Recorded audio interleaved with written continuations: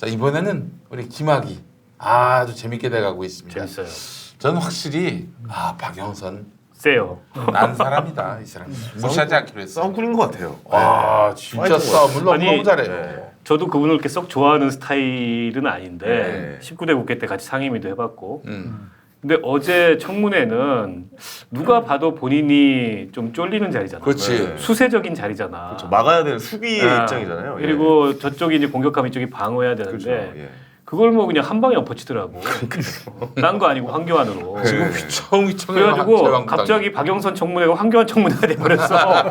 그 얘들이 A씨 안 해 이러고 나간 거 아니야. 그게 그렇지. 보이콧해요 어젯밤에. 이거 계속했다가는 세게 받아줬어요. 박영선이 뭐라고 또 얘기할지 모르니까. 그래서 야 역시 이게 명불허전 저격수는 저격수다 이런 생각이 들었고 그러니까 청문회 이제 다른 쟁점들은 다 가라앉았어요. 네. 다 가라앉았고 재산 문제. 황교안이 CD 예. 알았냐 몰랐냐. 그렇죠. 예. 그렇죠. 이게 남았어. 오늘 민경욱이가 그 자유한국당 대변인 네. 한 3번인가 아주 박영선을 이신공격하는 성명을 냈어요. 3번 연속. 뭐 5분 만에 깨갱했더만. 예, 그렇지. 왜 그러느냐? 이성은 이렇기 때문이에요. 급소를 찌른 거예요 지금. 예. 5분 만에 깨갱하고 팩트를 다 뭐 확인하니까 일정표 내놓고 그다음에 국회 그 동영상 질의했던 동영상 내놓고 하니까 그걸로 다 어쨌든 깨갱해버린 거잖아요. 그러니까 지금 이거는 예. 황교안이는 처음에 이 문제가 제기됐을 때 나는 모른다 이랬거든. 그게 이제 자기 발목을 잡은 거야. 황교안이가 3월 11일 날 임명이 됐어요.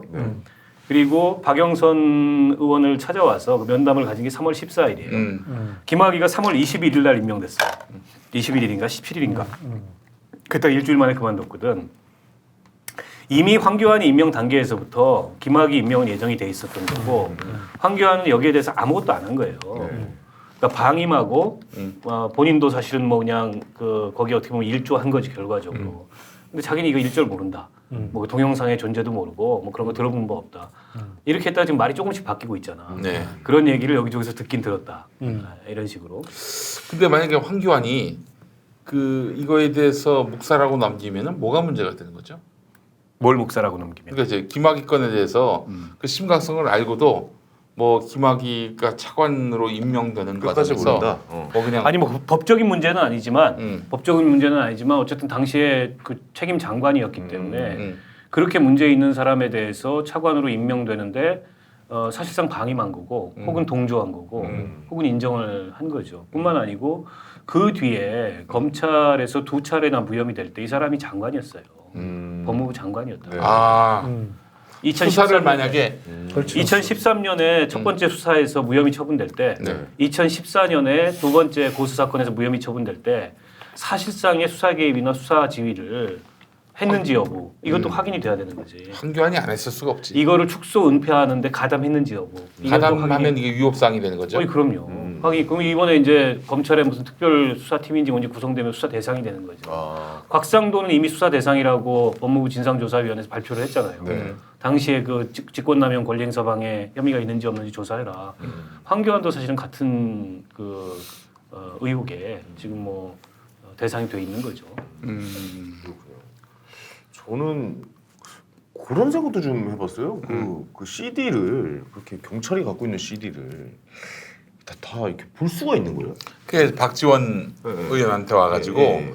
경찰 관부가 네. 이걸 보고했는데 제보거지 묵살당했다. 일종의 제보. 그러니까 요즘 국회의원에게. 이거 갖고 좀 저 상임위 법사위 가서 법사위 좀 가서. 문제 삼아달라. 난 당시에 경찰이 이랬을 것 같아.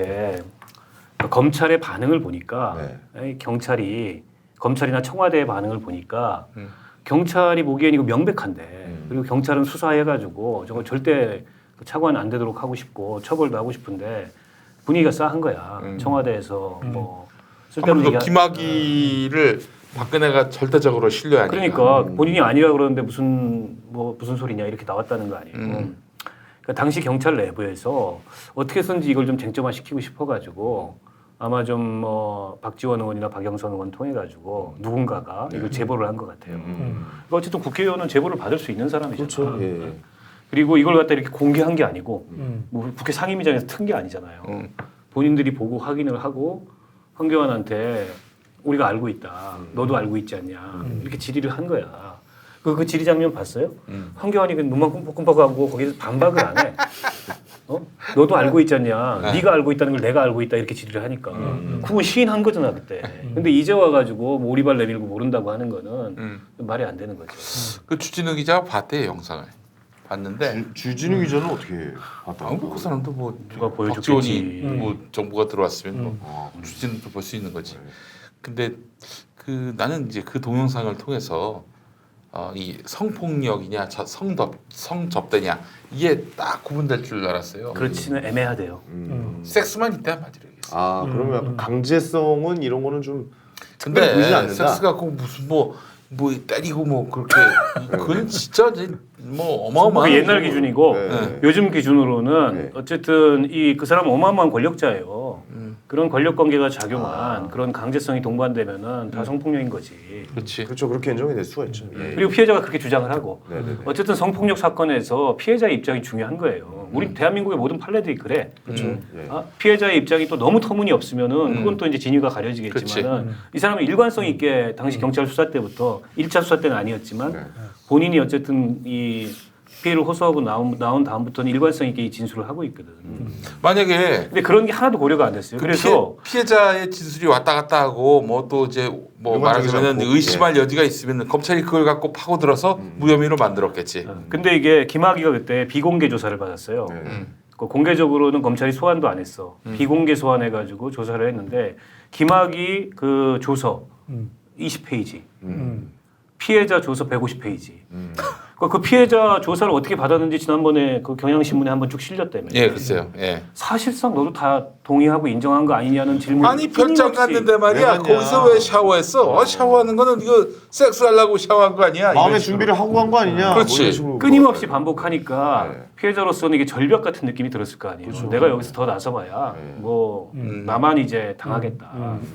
그러니까 그 자체, 그 양쪽 조서가 하나는 20페이지, 하나는 150페이지라는 것 자체가 네. 이 사건을 검찰이 어떻게 당시에 바라보고 또 어떻게 대했는지를 그러네. 뭐 상징적으로 드러내는 거죠. 근데 그런 영상은 뭐 어떻게 자기가 몰래 이렇게 찍은 건가요? 아니면 좀 어떻게 숨겨놓고 이렇게 대놓고 찍은 모양이더라고. 대놓고 이렇게 찍은 거예요?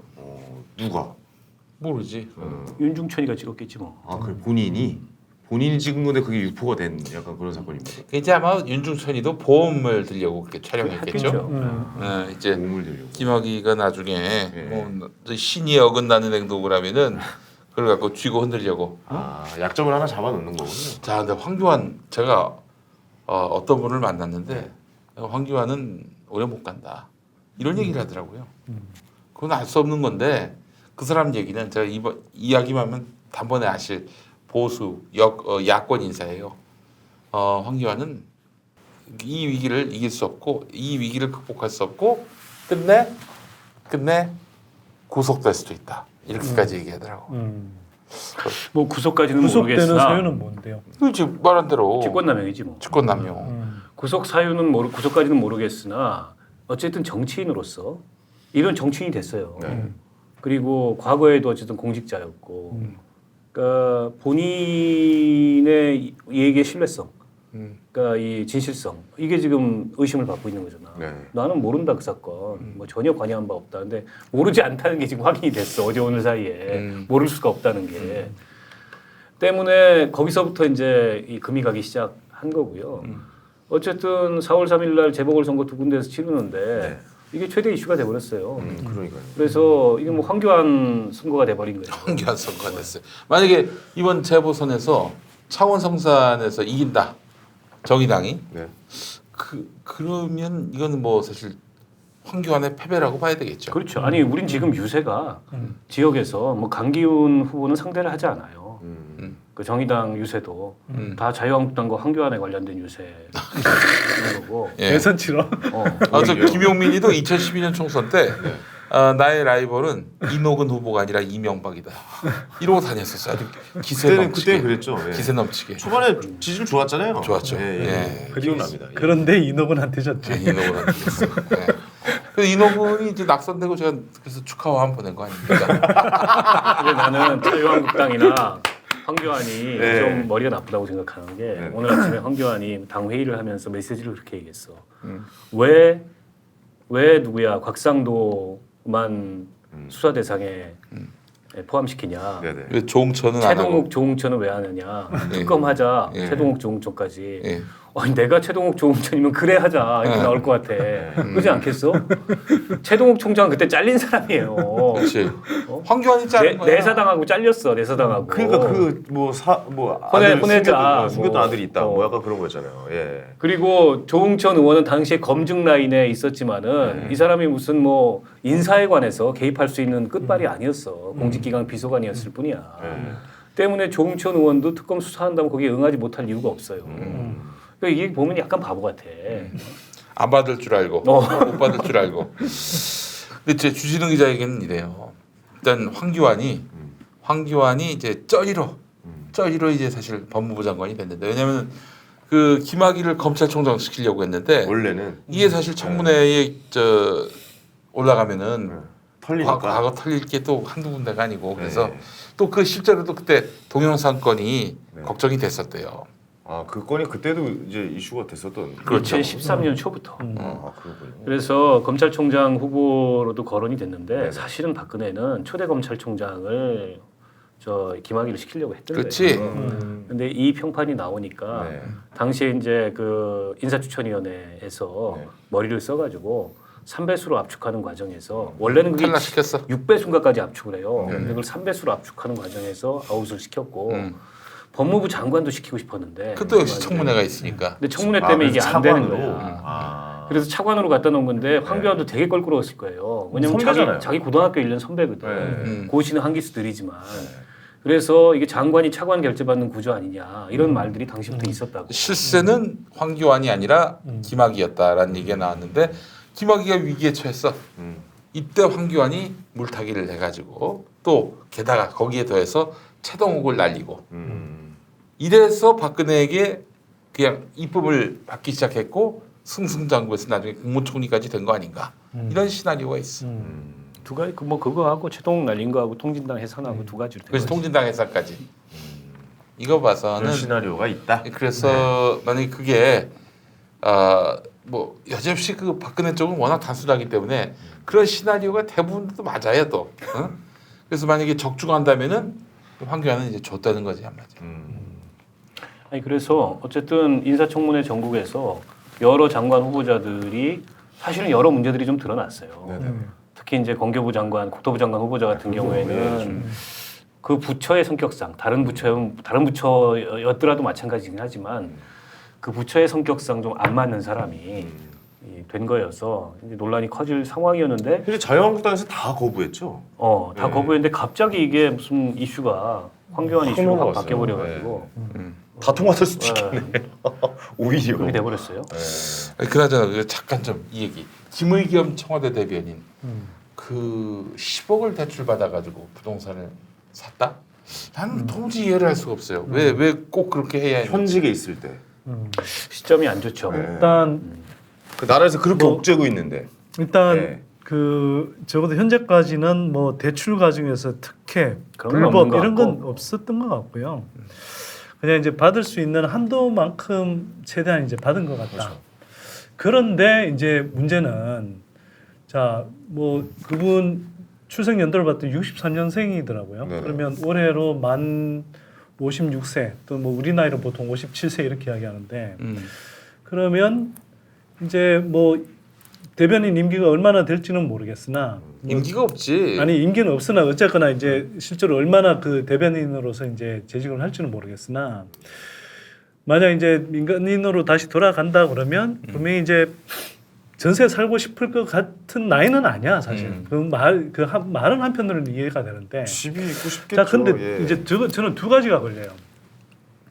첫 번째, 아니 그러면 뭐 소유를 할 수 있어. 아파트를 사서 이제 좀 편안하게 지내고 싶을 수 있어. 그러니까요. 근데 그걸 왜 꼭 재개발 지역에 그리고 그게 지금 당장 보면 살 수가 없는 데예요. 그러니까 일반적으로 이제 뭐 노후를 보내기나 이런 저 대상이 아니야. 그런 개념이 아니에요. 그게 상가가 있고 이제 상가 상가하고 주택이잖아요. 이제 상가하고 주택이 붙어 있는 건데. 상가 주택이면 건물인 거예요, 사실. 네, 자 나중에 이제 재개발이 되면 거기에 대형 아파트 하나 플러스 상가가 따라오거나 그렇죠. 아니면 소형 아파트 2개. 예. 중형 하나, 소형 하나, 아파트 각각 오고 그 다음에 상가 하나 따라오나. 이것도 감정평가사에 따라 다 달라질 수 있는. 근데 부분이긴 이제 하잖아요. 대체로 예. 하여튼 그럴 가능성이 높다는 시나리오거든요. 예. 근데 이거는 그렇게 투자예요, 되면 투자야, 이거는. 예. 자, 근데 이게 빨리 진행이 돼도 아파트가 분양되고 하는 게 한 2023년 정도 돼요. 예. 그래서 실제로 살 수 있는 건 언제가 될지도 그 이후겠지. 그러면 실제로 뭐 이 정권 말이 2022년이잖아요. 끝나는 게. 근데 김의겸 대변인은 아무리 길어도 그 넘어갈 수가 없는 거잖아. 그러면 노후를 그 아파트에 입주할 때까지 더 기다려야 돼요. 이걸 그냥 노후를 편하게 보내기 위해서 그런 집을 샀다. 상식적으로. 주거 예. 목적으로. 네. 아니 난 이건 참 저런 난 거를 이건 이해 못 하겠어요. 딱지 투자라 그래요. 네 맞아요. 재개발 투자. 저 건물 있는 그대로의 가치를 보고 산 게 아니고 네. 그 건물이 재개발됐을 때 그 다음에의 가치를 보고 산 거죠. 그러니까 10억을 빌릴 수 있는 게 그런 이유 딱지를 산 아니겠어요? 거야. 그리고 지금 판 사람이 여전히 거기 살고 있어요. 네. 그게 조건이었대. 이 매수할 때. 아 그래요. 나한테 팔지만 당신이 어쨌든 재개발될 때까지 여기 살아라라는 게 조건이 살고 있어요. 그러니까 김의겸 대변인도 이거 부인하지 않아. 저게 이제 나중에 대형 아파트 한 채와 상가 하나로 돌아온다. 네네. 그거 보고 샀다라는 거예요. 어머니도 모셔야 되고 네. 그래서 넓은 평수의 아파트가 필요하고 상가는 내가 노후에 임대소득이나 네. 뭐 이후에 일자리가 어떻게 될지 모르니까. 자 그런데 여기서 문제는 뭐 나는 자연인들이 이렇게 할 수 있다고 생각해. 그거 가지고 뭐 비난받을 일은 아니야. 자연인이면 할 수 있죠. 무주택자인데. 그리고 기자 30년 김의겸이 그렇게 했어도 뭐 이해할 수 있을 것 같아. 네. 부러울 따름이지. 그러나 아니, 근데 청와대 정책이 대변인 그리고 그 시점이 7월에 산 건데 작년에 네. 그 시점에 이제 재개발 재건축 투기와의 일종의 전쟁을 하고 있을 때 아니에요. 네. 그리고 이 김용민 PD도 페이스북에 그렇게 썼는데 대출 옥죄기가 정책 목표였어 그때. 근데 10억이나 대출을 받아서 물론 뭐 변제할 능력이 있으면 뭐 대출 받는 것 아니 자체도 그 가치가 올라가가지고 그렇게 해서 시가 비싸게 상승이 되면은 탈법 불법은 아니지만 그걸로 하려고 했던 거 아니겠어요? 이걸 지켜보는 지금 국민들 입장에서 어떻겠냐고. 그러니까 이게 이런 생각이 들 거 아니야. 그 정부가 앞에서는 이렇게 그 대통령이 나서고 정부가 나서서 부동산 시장을 안정시키고 투기를 억제하기 위해서 노력을 하고 있는데 바로 옆에 있는 청와대의 참모가 뒤로 호박씨 같다. 이렇게 생각할 거 아니에요. 심지어 사람들은 이거 뒤에서 어디 정보 들은 거다 뭐 이런 얘기까지 나오고 있어요. 아니 그건 뭐 정보를 의심이 가잖아요. 그건- 합리적 의심이. 아니 근데 그건 뭐 특별히 정보를 아니 거기는 받는다. 이미 재개발 승인 안 돼요. 그러니까 그러니까 거기 서울 시내 그 동작 지역에서 재개발 진행 속도가 제일 빠른 데야. 한 90% 정도 진행이 된대요. 네네. 그 그래서- 이미 시공사가 정해져 있는 유일한 재개발 구역이었는데 그래서 그렇기 김의겸 때문에 대변인이 그걸 살 때 네. 시세에 비해서 그게 좀 비싸게 샀더라고. 비싸게 샀다라는 거. 자 그래서 뭐 아니겠네요. 어떤 예, 예. 정보 특혜 이런 건 그건 아니야. 아니야. 그건 아니네요. 근데 예, 그건 다만 아니라고 예, 이미 정정하겠습니다. 거기는 재개발 지역에서 사업이 가장 앞서가고 있었고 가장 이제 확실한 속도로 진행이 되고 있었기 때문에 실제로는 투자하겠다 마음 먹었을 때 사실 어찌 보면 제일 확실한 지역이었죠. 자 그런데 나도 이제 같은 맥락인데 이 집을 산 시점하고 그리고 그 산 사람이 청와대 대변인이었다는 게 굉장히 문제라고 봐요. 우리가 대변인이라고 그러면 대통령의 입이라고 하잖아요. 그치, 국정철학을 대변하는 사람이지. 네, 그러면 대통령이 입인 사람이 그 집을 살 국리를 언제부터 했냐면 지난해 2월에 대변인으로 임명되고 나서 청와대 간사를 받아서 기존에 전세 살던 집을 처분하고 그 다음에 형제들 간에 논의하고 뭐 상의하고 돈 빌리고 해서 빚내고 은행 빚내고 해서 7월에 그 집을 건물을 샀다는 거예요. 근데 7월이 정확하게 언제냐면 우리가 6월 달에 지방선거 끝나고 그다음에 종부세 그때 1차 개편안이 나왔는데 네. 상당히 이제 좀 종이 호랑이 개편안이 나와서 반발이 이제 심했죠. 서울의 주택 시장이 들썩거릴 때인데 그때 박원순 시장이 강북 이제 여의도 용산 통개발하겠다 네. 그러면서 집값이 막 치솟기 직전이란 말이에요. 맞아요. 근데 그때 샀단 말이에요. 그러면 이게 딴 사람도 아니고 그냥 공직자도 아니고 대통령의 입이라는 사람이 그 시점에 건물을 그것도 굉장히 무리하게 빚을 내서 집을 샀다. 그리고 그게 실소유 목적이라고 말은 하지만 누가 보더라도 당장 실소유 목적처럼 느껴지지 않는 그런 건물을 샀다. 굉장히 부적절한 거죠. 저거를 이제 부동산 하는 사람은 다 알잖아요. 알죠. 저기 딱지 예. 투자한 게 그럼요. 다 알고 재개발되면 재개발되면 이제 가치가 많이 오르겠죠. 네. 그래서 당장의 시세 차익은 없어도 즉 사가지고 1, 2년 있다가 단기 시세 차익을 노리고 바로 팔고 이럴 목적은 아니었을 것 그렇죠. 같아요. 예. 그러나 길게 예를 들어서 2023년쯤에 완공이 돼가지고 네. 거기에 새로운 타운이 조성된다고 생각해봐요. 그때 시세 차익은 훨씬 더 커지거든 지금보다. 아마 저거 모르긴 몰라도 그 구매한 가격보다 10억 이상의 가치가 그때 가서는 붙을 거예요. 그러니까 프리미엄이 시기가 너무 안 좋았어요. 때문에 시기적으로 봤을 때 그리고 본인이 지금 어쨌든 뭐 전직이면 몰라요. 전직이면 상관없어. 현직에 있는 상황에서 더군다나 정부의 정책 방향이 그런 이제 부동산 시장의 과열에 맞서서 이걸 진정시키기 위해서 정부가 욕 먹어가면서 9.13 대책을 만들고 있을 시점이잖아. 네. 그러니까 그게 저는 이게 여러 가지로 좀 안 좋은 거지. 근데 이제 그 우리 게시판 반응 보니까 아, 좀 하면 안 되냐? 진보는 늘 가난해야 되는 거냐? 아니 그게 아니지. 그런 아니에요. 맥락이 아니죠. 그건 아니야. 네, 진보도 부자 될 수 있고 전 세계적으로 굳이 이야기하자면 진보 보수에 상관없이 어떤 부를 추구하는 욕구는 거의 비슷하게 나와요. 사람이 기본적인 조사를 욕구잖아요. 해보면. 근데 네. 그걸 이야기하는 게 아니야. 근데 이거는 청와대 고위 공직자로서 더구나 대통령의 입이라는 사람이 청와대 또는 정부 전체가 부동산 정책과 관련해서 부동산 투기와의 전쟁에 열을 올리고 있을 때 그때 적어도 현상적으로 볼 때 역행하는 방향으로 그렇게 무리하게 건물을 샀다. 이건 굉장히 저는 이게 부적절한 행태라고 봐요. 그 무엇보다도 이 네. 대통령에게 짐이 된다는 점은 그러니까. 분명한 거 아닙니까? 네. 아니 아무래도 좀 부담이 되죠. 구설수에 올랐으니까 어쨌든. 그리고 앞으로도 저거 가지고 이제 또 계속 구설수에 오를 거예요. 얘네들이 지금 기막이권을 엎으려고 물 타려고 이거 갖고 얼마나 게다가 했어요. 이번에 장관 후보자들 중에 공교롭게 이 투기로 인해서 비판을 받는 사람들이 몇 명 더 있어요. 네. 그러니까 이게 이제 다 이렇게 매치가 돼가지고 상승작용을 일으키는 건데. 그것도 있고 뭐 근데 뭐 이게- 아들 포르쉐에서 뭐 유학 가가지고 뭐 포르쉐 나는 그런 사주고 생각이 이런 들더라고. 것도- 내가 길지 않지만 네. 짧은 경험이었지만 정치권 들어와서 이렇게 보니까 이 권력의 무게라는 거는요. 개인들이 갖고 있는 누구나 다 있어요. 여기 있는 사람들. 그런 사사로운 욕망이라는 게 있잖아요. 사람인데. 그 욕망과의 싸움에서부터 그 권력의 무게는 시작이 되는 거예요. 맞아. 근데 그걸 못 이기면은 사실은 그 권력을 무서워해야 돼. 그 근처에 가면 안 돼. 근데 사실은 그 욕망을 억제해야 되거든. 권력의 근처에 가는 순간에. 이제 뭐 그러니까 저게 자연인이면 아무 문제가 없어요. 네. 기자 김의겸에도 아무 문제가 없어. 전직 청와대 대변인 그것도 문제가 없어. 문제가 없어. 근데 현직 청와대 대변인은 권력의 중심에 있는 대통령의 측근에 있는 그런 사람이라고 남들은 볼 수밖에 없고 그게 주는 무게가 있어요. 네.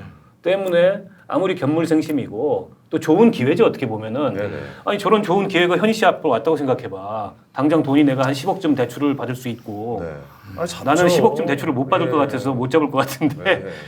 잡잖아. 네. 그러나 이게 이제 이 위치의 정치학이라는 게 있잖아요. 위치의 정치학. 그 위치에서는 하면 안 되는 거죠. 그리고 또 오늘 해명한 거 보니까 뭐 기자들이 추가 질문했을 때 뭐 아까 얘기했다 이렇게 나오고 여러분의 판단에 맡기겠다고 구체적인 설명을 안 해요. 사실 더 설명할 게 없지. 뭐 설명을 해요.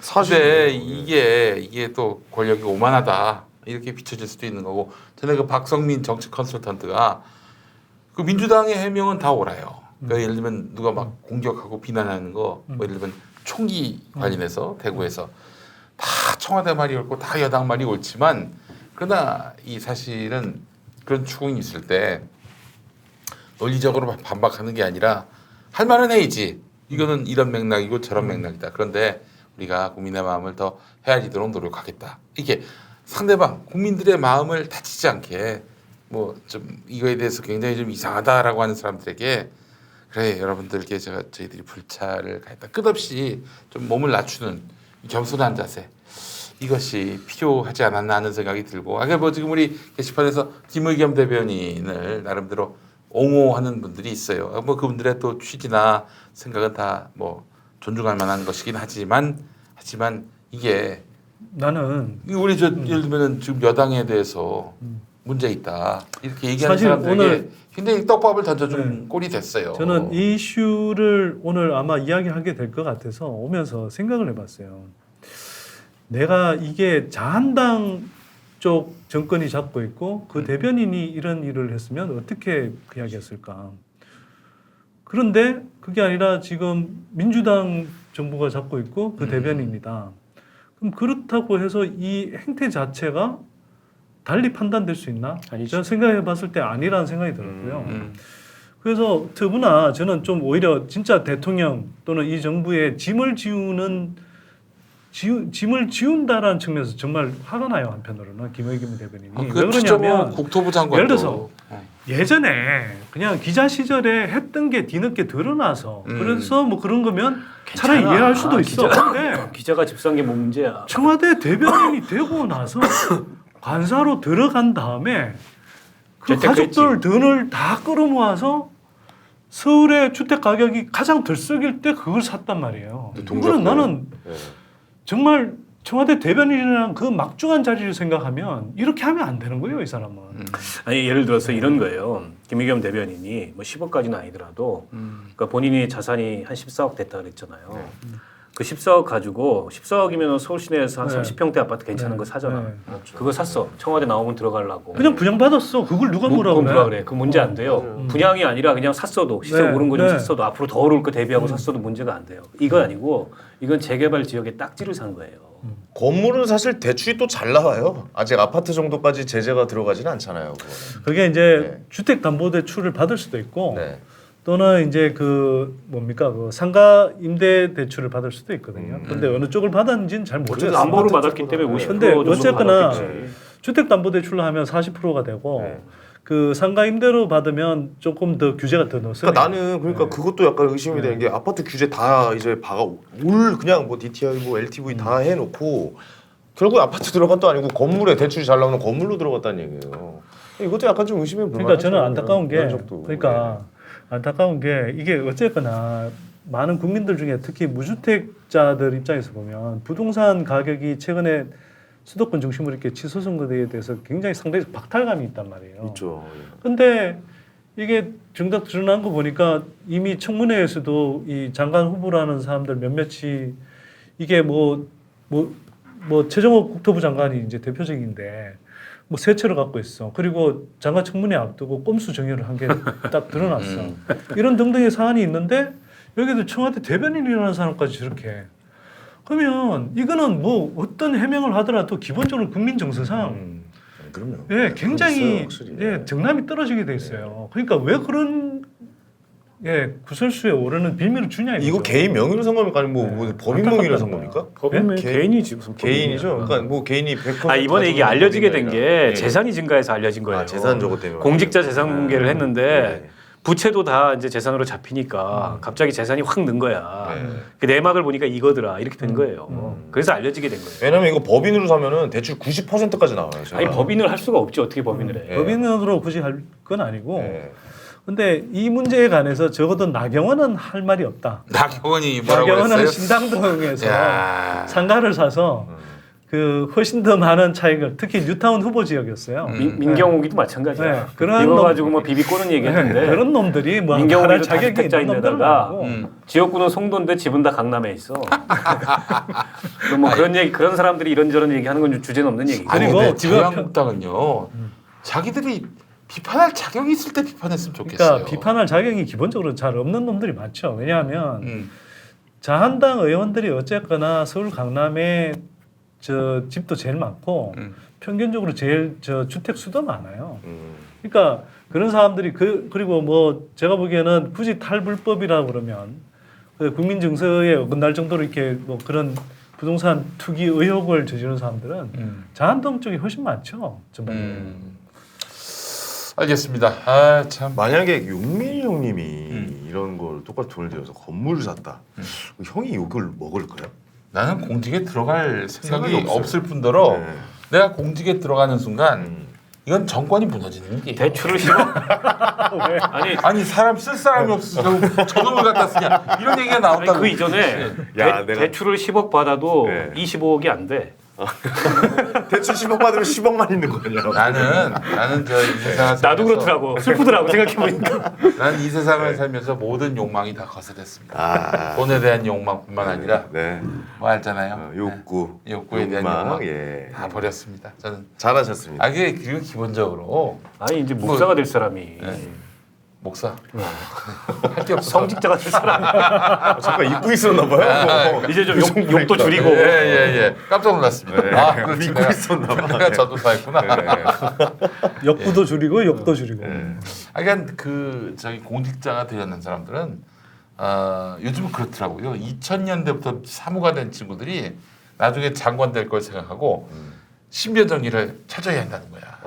자기 어떤 그런 욕망 관리도 철저히 하고. 그러니까 앞으로는 점점 책 잡을 그런 일이 없지 않겠나 생각이 들면서도 네. 오늘 송영길 의원이 제 라디오에 나왔는데 한 사람을 털면은 뭐 정말 온갖 것들이 다 나온다는 거예요. 안 털릴 수가 없다. 안 털릴 수가 없다. 예.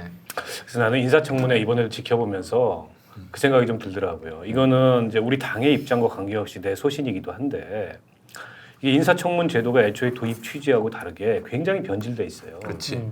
그러니까 이거는 그야말로 공직자로서 적합한 자질과 역량을 가진 사람을 가려내기 위한 그런 국민적 검증의 과정이 아니고 낙마가 목표야. 하나만 걸려라.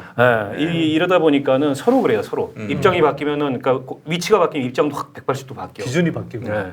그러니까 이번에 최종호 이런 사람들도 민주당이 감싸잖아요. 감쌀 일이 못 됩니다. 정확히 얘기하면 반대 진영에서 청문회하는데 그런 경우가 있었다 그러면 당장에 물러나라 그랬겠지. 그래서 나는 이거는 여야가 좀 그동안의 인사청문제도를 운영해왔던 과정을 좀 평가를 해보면서 일종의 신사협정을 맺었으면 좋겠어. 그래서 이원화하는 거지 우리도. 네. 이원화해가지고 미국이 그렇게 하거든요.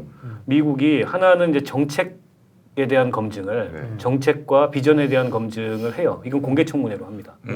그러나 비공개 청문 영역에서 개인의 도덕성, 자질 이거를 검증을 해요. 근데 그건 생중계 이런 거 하지 않아. 그러나 거기서 검증해봤는데 얘는 안 되겠다. 그러면 그걸 공식적으로 발표는 해요. 이 사람은 이런 사유로 안 됩니다. 예를 들어서 예전에 보면 뭐 멕시코계, 라틴계 그 불법 체류자들을 가정부로 고용했다는 이유로 과정에서 낙마하고 이런 사람들이 있었어요. 예. 미국 그 상원 인사청문회나 이런 데서 이런 게 알려는 져요. 근데 우리는 그걸 다 생중계 해버리잖아. 그리고 막 이게 열을 올리잖아요. 그 생중계를 통해 가지고 몰아가죠. 예. 일종의 이제 신상 털기하고 망신 주기하고 그렇죠. 아니 박영선 그 후보자에 대해서도 유방암 수술 기록을 왜 내라 그럽니까? 진짜 뭐 정치가 없었어요 그거는. 그리고 초혼 재혼한 결혼 기록을 다 왜 내라 그래요? 이 말도 안 되는 거거든 사실은. 그런 자료 요구하는 것 자체가 과도한 프라이버시 침해거든. 사생활 침해죠. 근데 이게 너무 일반화돼 있어. 서로가 그러니까. 그래서 인사청문회를 좀 합리화하는 게 좋겠다. 네. 그래서 국민들 앞에서 제대로 검증할 건 검증하고 네. 저는 도덕성 우리 검증해서 안 황현희 될 거는 씨가 발표하고. 장관 후보자가 되고 제가 국회의원이라면은 저는 황현희 씨를 상대로 네. 위 디스크에다가 그동안 다운받았던 네. 다운로드 받았던 파일들 네. 명부를 다 내라고. 제가요? 제가 어. 장관이 되고 내가 국회의원이 된다. 그러면 우리 인사청문위원이다 내가. 그럴 경우에 황현희 씨가 위 디스크에서 다운받은 파일들 가입 이후로 내가 본명으로 받을 리가 없는데. 내 이름으로 받았겠어 그거는? 그리고 그런가요? 그럼요. 예. 다 포맷하고 제출하겠지. 요즘에 디지털 장의사라는 게 있어요. 양진호가 그거 한 거 아니야. 예. 양진호가 지가 몰카 찍어서 올리고 네. 야. 지가 또 의뢰받아가지고 디지털 장의사하고. 이용 때문에 장관 되겠는데. 너무 쉬운 방법으로 들어오는데. 그거 예. 이미 다 했지 내가. 예, 그래? 그래요. 알겠습니다. 내 이름은 했겠어. 네. 예.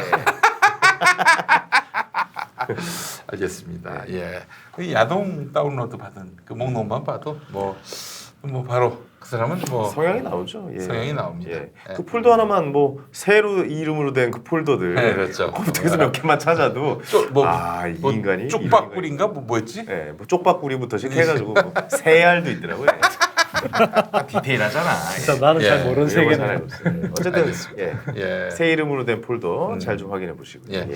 그 마지막으로 세월호 이 사건 그거 나 굉장히 오늘 심각한 사안인 것 심각하네요. 같아요. 예.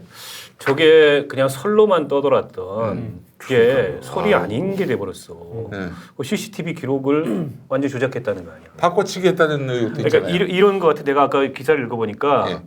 그러니까 언론에 알려지기로 그걸 인양했다는 날이 있는데 그게 아니고 미리 인양해서 미리 그 기록을 다 보고 3분을 삭제한 거를 보고 복제해가지고 검찰에 제출하고 공개했다는 거 아니에요. 지금 이제 의심이 되는 건 이거야. 특조위에서 오늘 의심 발표한 거 이건 어마어마한 범죄죠. 그렇죠. 그리고 누가 왜 무슨 목적으로 그리고 그 3분에 뭐가 담겨 있길래 이게 날조됐는지 이거 반드시 밝혀야 돼요. 이게 그러니까 말하자면은 아직 음모론 단계에 있지만은 고의 아니, 음모론은 침몰설. 아니지. 아니. 조작된 흔적이 있다는 걸 그러니까 특조위가 공식적으로 밝힌 아니 거니까. 지금 의원님 말씀이 저 음모론이 아니라 이게 음모론적 관점에서 보자면은 고의 침몰설로 가는 관문이 될 수도 있어요 이게. 그동안에 고의 침몰설, 뭐 잠수함 충돌설, 뭐 여러 설이 있었잖아요. 네. 아 이게 정말 무섭죠. 근데 그게 다 살아나는 거야 아까. 그건 좀 아니었으면 내가 좋겠어요. 이 오기 전에 기사를 오히려, 보는데. 예. 그러니까 아 너무 충격일 것 같은데. 고의 침몰을 만약에 했다면은 이거 아유, 일단 뭐 이거는 바로 이거는 박근혜 아유. 사형으로 가야지. 사형으로 모셔야지. 아유 설마. 아유. 아니 이게 이제 과적이나 뭐 이 고박이라 그러지. 그게 잘 안 돼가지고 또 평형수가 어쩌고 저쩌고 해서. 예. 근데 이게 급변침해 이후로 전부 다 잘 설명이 안 됐었잖아요 그렇지. 그동안에. 급변침이라면 갑자기 뭐 유턴을 한다든지. 그 그런 거. 이유가 잘 설명이 안 됐었잖아요. 근데 오늘 그 특조위 발표를 보니까는 이거 진짜 뭐가 있구나. 그러니까 동영상 삭제해서 조작까지 하지 않았겠나. 그래서 이거는 어떻게든지 이건 진상을 밝혀야 될 거예요. 그래 놓고 뭐 적폐청산만 갖고 뭐 해서 적폐청산만 한다 이런 식으로. 네, 형님 저는 근데 나는 이렇게 믿고 싶어. 고의 침몰은 아닐 거예요. 아유 나 그거 너무 마음 아파서 못 살지 어떻게 해 그거. 너무 그 국가가 학살한 거야. 그런 씨발. 날 그럴 거는 아니라고 봐요. 예, 뭐 아니었으면 좋겠어요. 그러니까 현희 씨 네. 마음도 저는 이해가 되는 네. 게 그렇지. 그 있을 세월호 수가 없는 사고 일이지. 때 우리가 말이야. 정말 너무 마음이 많이 아팠잖아요. 저도 진짜 막 그때 뭐 한 몇 달을 울었던 것 같은데 진짜 가만히 있으면 눈물이 주르륵 나오고 그랬던 그렇지. 기억이 있어요. 음. 근데 진짜 이 명명백백하게 사실을 밝혀내야 되는데 지금 그때 이후로 2014년인데 벌써 5주년을 지나서 지금 6주년 시작하면서 5주기죠. 5주기죠. 네. 그러니까 5주기가 지금 돼가는데 이걸 아직 우리가 정확하게 못 밝혀내고 있다는 게 진짜 일단 가슴이 아픈데 아까 이야기한 대로 그런 CCTV를 조작한 정황이 상당히 강하게 지금 나온 거죠. 그러니까 나는 그러니까 그 문재인 정부 들어서서 시범 케이스로 과거 적폐 한 2명 정도 아주 정말 어마어마하게 그 처단을 했다면은 아마 이렇게 과거 적폐청산이 이렇게 뭐 지지멸렬해지지는 않았을 거라고 생각을 해요. 근데 그 원본을 확보할 수가 있나요? 지금 특조위에서? 나는 그걸 잘 핵심인 것 모르겠어요. 같은데 그러니까 이게 조작된 정황이 보인다라고 이제 설명하면서 해군이 들고 나올 때 그 DVR 테이프랑 검찰이 이렇게 보여준 그 DVR 테이프이 지금 상태가 다르다는 거잖아. 근데 그러면 지금 이제 중요한 거는 그 원본 테이프를 원래의 원본 테이프를 입수해서 조작됐다고 하는 것과 비교를 해볼 수 있어야 되거든요. 그렇게 하면 사실 명확하게 밝혀지죠. 그리고 뭐 사라진 이제 3분 그걸 정말 이제 확인할 수 있으면 거기에 뭐가 담겼느냐에 따라서 정말 이렇게 뭐 아주 극단적으로 고의 침몰까지 뭐가 그 사이에 벌어졌는지 이렇게 뭐 누가 밝혀낼 수 있을 작심하고 텐데 조작을 했다면 지금 그 내가 오늘 특조위 발표를 보니까 그래서 원본을 확보할 수 있다는 건지 그걸 모르겠더라고. 그거는 아직까지 불확실한 것 같아요. 누가 그거를 작정하고 조작을 했다면 원본은 폐기했을 수도 있잖아요. 그렇죠. 복원 불가능하게 폐기했을 수도 있는 거잖아. 음. 그렇다면은 그냥 뭐 의혹으로만 남을 수도 있고 그러나 이제 당사자들 당시에 그걸 봤던 당사자들이 뭐 있지 않겠어요? 증언할 수는 있는데 그게 이제 문제겠죠. 증언하기가 쉽지 않지 않겠어요? 현재 상태로는. 그렇겠지. 유경근 선생님이라고 예은 아빠 예, 나빠. 올리신 글을 보니까 경악스럽습니다. 아니 경악을 넘어서 분노에 치가 떨릴 지경입니다. 이번 조사는 국정원 등 정보기관과 박근혜 청와대가 개입했을 가능성, 이들이 CCTV 녹화 영상에 손을 댔을 가능성이 농후함을 보여줍니다. CCTV뿐 아니라 VTS, AIS 레이더까지 조작했을 가능성도 배제할 수 없습니다. 지금 그 김어준 씨가 기획한 그날 바다가 바로 이 조작서를 제기한 거 아니에요? 뭐 물론 반박하는 사람도 있습니다만은 근데 이로써 이제 이 조작됐을 가능성을 배제할 수 없는 거예요. 그러니까 CCTV를 조작했다면은 그 나머지 조작은 뭐 일도 아닌 거 아니에요, 한마디로 얘기해서. 그러니까 이게 그렇죠. 알리바이 일관성이 네. 있어야 되니까 다 했겠지. 그게 저 뭐 고의 침몰 뭐 이런 걸 넘어서서 음. 적어도 정권 차원에서 숨기고 싶었던 일들이 너무 많았던 거지. 그렇지. 네. 그러지 않고서야 조작할 이유가 없는 거 아니에요. 그리고 황교안도 여기서 자유롭지 못합니다. 황교안도 세월호 참사 관련해서 역할을 한 게 있어요. 당시 법무부 장관이었잖아요. 황교안의 그 특기는 뭐냐면 뭘 하여간 있던 일을 없던 일도 만드든 귀재야 귀재. 예. 자그 황교안이 덮기 전문이구나. 그래서 황교안의 이런 적폐가 언젠가는 그 드러나지 않겠는가. 이게 보는 시각들이 많았고 그래서 그게 올해를 넘기기 어려울 것이다. 그러니까 세월호 수사 방해를 했어요 황교안이. 그 황교안의 그 세월호 수사 외압이 드러났는데 법무부 장관 때 광주지검장을 불러서 해경에다가 과실치사죄를 적용한 것을 갖고 질책을 했어요. 아니 간부들 통제도 못해서 휘둘리느냐 이런 얘기를 했고, 예, 이거 보면은 뭐 황교안도 이 사건과 관련해서 진실이 명명백백히 하나도 남김없이 의문을 남김없이 이게 다 드러나기를 바라지 않았던. 아니 그렇죠. 당시에 뭐 정권 차원에서 어쨌든 여러 가지 제기되는 의혹들을 제대로 설명도 못하고 제대로 수사도 안 하고 어떻게 보면 좀 덮기에 급급했고 그리고 이 문제와 관련해서 끊임없이 여론을 호도하려는 시도를 당시에 했었죠. 이제 예. 그래서 우리 새누리당이 유족분들을 갖고 뭐 시초장사한다는 식으로 얘기를 하고 다녔고. 저도 그때 열을 농성했었어요. 청와대 앞에서 단식 농성. 세월호 특별법 때문에. 괜히 하셨네. 아무도 모르잖아. 알 사람은 알아. 꼭 알아야 되나.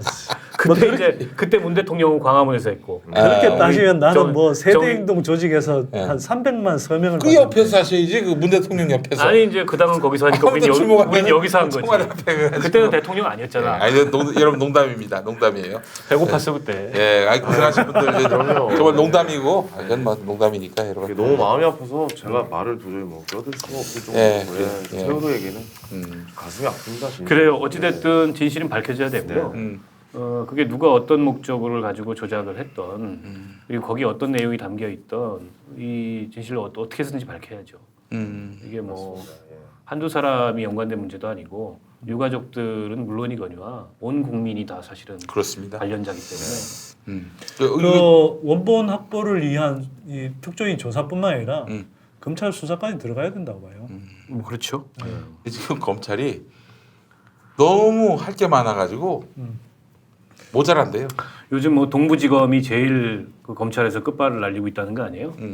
동부지검이 한편으로는 전 환경부 장관 수사도 하고 있고 한편으로는 김학의 이번에 긴급 출국 금지도 내린 검사가 동부지검 소속이잖아요. 그래서 지금 동부지검이 검찰 내에서 제일 주목받는 청으로 지금 급부상을 했다는 거 아닙니까? 그렇군요. 그 뭐 일감이 너무 많으면은 그 저기 공수처에다 좀 넘겨주지. 네? 공수처에다가. 만들어줘야 넘겨주지. 네. 일단 몰아주게 해야지. 네, 일감 뭐라죠? 알겠습니다. 황금선방 이렇게 좀 마무리할까요? 그러시죠. 예.